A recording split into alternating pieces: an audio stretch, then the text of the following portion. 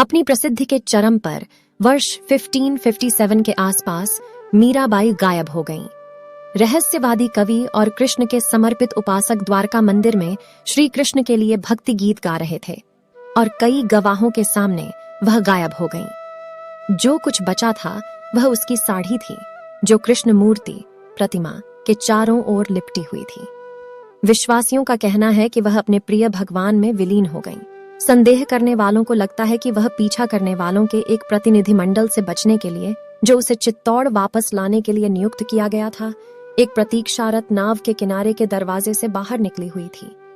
57 साल की उम्र में मीराबाई का रहस्यमय ढंग से गायब होना उनके उल्लेखनीय जीवन में चमत्कारों और अन्य असंभावित घटनाओं की एक श्रृंखला की परिणति थी।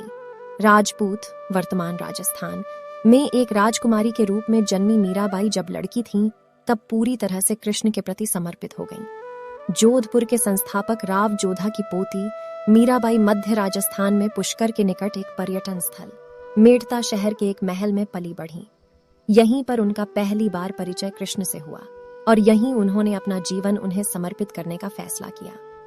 हालांकि उनका विवाह एक शक्तिशाली राजपूत राजकुमार चित्तौड़ के राजकुमार भोजराज से हुआ था, फिर भी मीराबाई ने सैकड़ों कविताएं और गीत लिखकर और परमानंद की स्थिति में अपने दिन बिताकर कृष्ण के प्रति अपनी भक्ति दिखाना जारी रखा।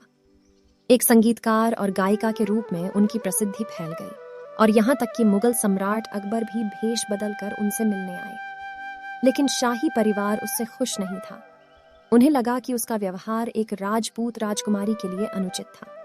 उनके पति की मृत्यु के बाद उनके ससुराल वालों ने उन्हें 3 बार मारने की कोशिश की और ऐसा कहा जाता है कि हर बार कृष्ण ने हस्तक्षेप किया और चमत्कारिक ढंग से उनकी जान बचाई।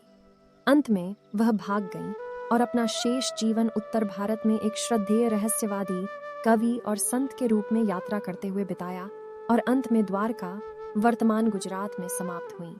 आज मीराबाई का पूर्व बालिका गृह एक संग्रहालय मीरा महल है, जो उनके जीवन की अजीब घटनाओं को याद करता है।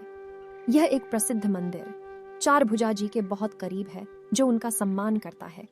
लेकिन संग्रहालय अपने आप में काफी हद तक अज्ञात है और किसी भी पर्यटक स्थल या ब्रोशर पर सूचीबद्ध नहीं है और इस तरह यह बहुत कम आगंतुकों को आकर्षित करता है।